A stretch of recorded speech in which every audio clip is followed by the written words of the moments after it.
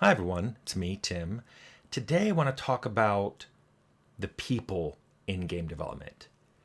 And specifically, this is sort of an answer to a question that Bruce Schlickburn asked on the channel.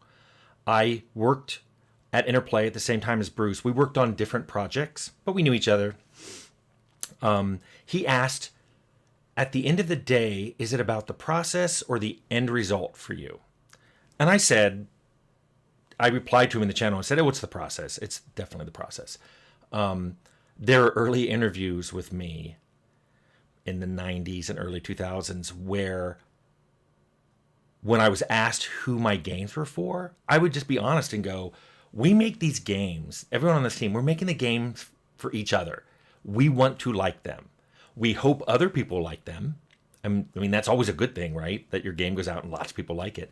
But we're not making it. We don't have this demographic in mind. We're not putting things in that we're kind of like, but this is great. People will love this.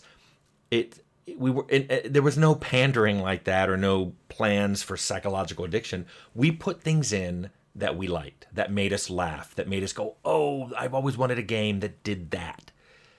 That's where Fallout came from. That's where Arcanum came from. In fact, Arcanum, I will admit now, I probably should have pulled back a little bit because I was just putting everything I ever thought of, everything I ever wanted to do in a tabletop. I tried to squeeze into that game. And some of them don't squeeze together so well. But this all reminded me of something another person at Interplay, the tech director, Jay Patel.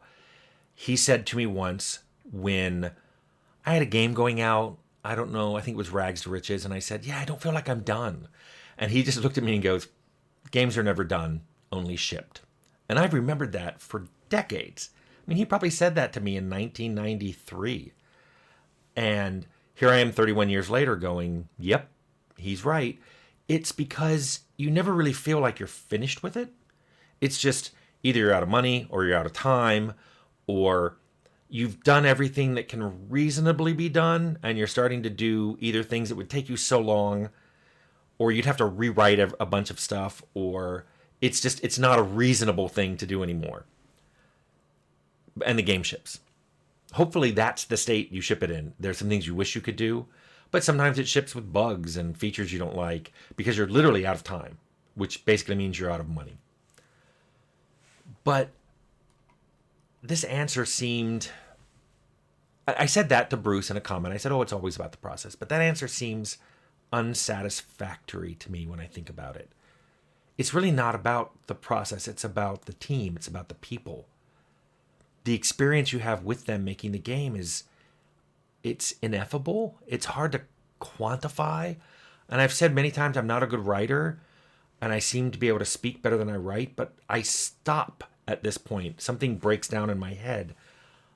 It's hard for me to tell you, if you've never made a game with a group, what that's like. It's hard to explain it. I've tried to touch upon it. I have a video, and I'll link it below, where I talk about everybody on the Fallout team. And if you watch the video, my memories aren't necessarily, oh, look at this great feature we did, or wasn't it awesome when they had this great idea to put in. A lot of them were like, this is what our day-to-day was like. This is what I remember about them. This is what I liked about working with them. And that was it. That's like the crux of it. Which is why I sometimes feel bad for people who get in the industry because they want to make money or they have a game they want to make above all else. And they don't really think about who they make it with or how they make it. It's all about that end product. I understand it, but that isn't for me. And over the years, I mean, I've been doing this for 42 years. It'll be 43 years for me in about 4 or 5 months. I've lost touch with people over that time. That's a long period of time. How many people do you know from 43 years ago? How many of you were even 43? So I've lost touch with people, and I feel bad about that. And I regret some of that. I regret some of those people losing touch with. But what's starting to happen, I mean, I'm in my late 50s, people I know are passing away. And that's it. That's the final thing. And it's sad, and I don't get to talk. I won't be able to talk to them again. They won't contribute anymore. No one will get to work with them and enjoy that spark they have. I talked about Castles yesterday that came out in 91 that I did not work on, but Scott Benny was the producer and the lead designer on it. And he did writing on Fallout. He was the one who came up with Dogmeat's name. And so if you like Fallout, you've seen some of Scott Benny's work. And he died in 2022. So we won't get anything more from Scott Benny. But that's a product thing. It's more that you won't experience Scott Benny anymore. And that's the sad part. Janelle Jaques died in January. And I got to meet her once at GDC 2012 when I did my Fallout,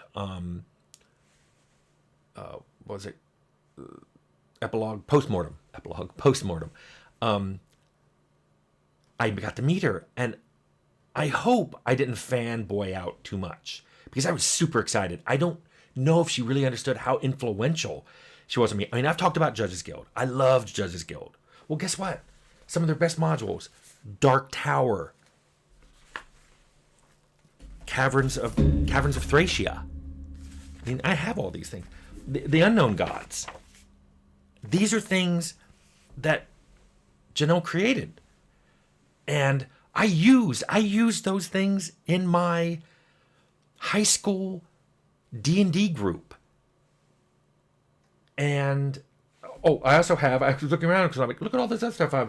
There's Central Casting, the Heroes of Legend, and also the Central Casting Heroes of Tomorrow. I used both of those. I used these in my GURPS campaigns that I ran in grad school because they were just a generic universal supplement for any kind of game you're running.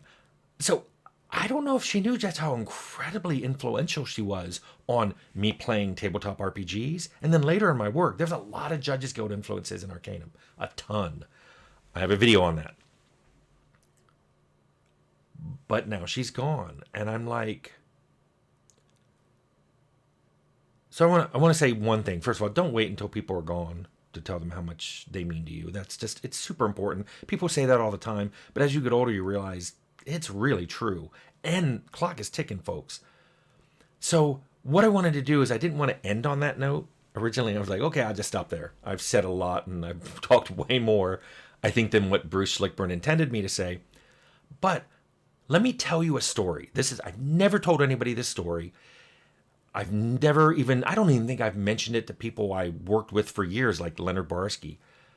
Mainly because it always seemed like such a slight, inconsequential memory, but it stuck with me. And here's what it is.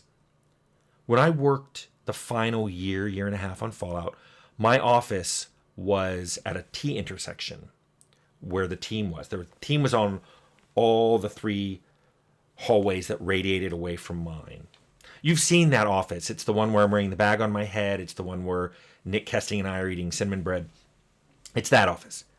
I got up one day. This was probably in late 96, early 97. I got up to go do something. I don't even remember what. That's not the important part. And I stepped into the doorway of my office and I paused because I was trying to think of something and I don't remember what it was, but then I started listening. So over here on my right, I could hear Leonard and Jason talking about something they were trying to get to render correctly. They had rendered it and re-rendered it, and they were playing with settings, trying to make it look just right. And it was probably something none of you would have noticed, but they noticed, and they wanted it to be just right. On my left, that was Jason Swin's office. He was the guy who did all of our lip syncing. He was the guy who came up with the name Special. I've talked about all this. Straight ahead on the left, there was Jesse Reynolds and Chris Jones's office. They were doing programming. On the right, there was Fred Hatch and Nick Kesting. And beyond that, there was Scotty and Chris Taylor. And there was somebody in the doorway of Chris and Jesse's office, and they were talking about something code. All I remember was having something to do with C, the C language. I don't know if they were stuck on a data structure or talking about an algorithm or something, but they were talking about code. And I just stopped. I forgot what I was going off to do, and I just stopped. And I stood there in my doorway for a couple minutes, just kind of soaking it in. And I was smiling, and I realized I really liked this experience that was happening at the time. But I don't know if I was either too young to appreciate it, or if I was like a child. You're just in the experience. If you ask a child if they're happy, they don't know what you mean. They just are happy. And they don't know why. They don't even know that they are. They just are. And in that moment, looking back on it 28 years later, I realized I was really happy. I was really content.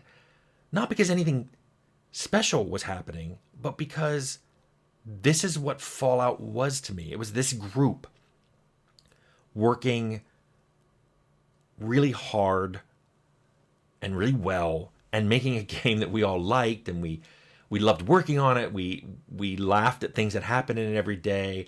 Everybody was getting to put their stuff in. Everybody had ownership of parts, but it wasn't something we did deliberately. It was just this organic thing that these people were good at what they did, so of course they could do this. And I just stood there. I probably stood there for a couple minutes.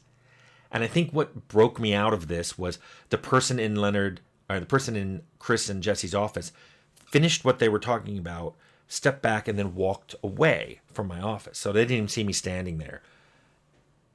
And just went through the door and around the corner. And that kind of made me go, oh, I was up to get something. And I walked off.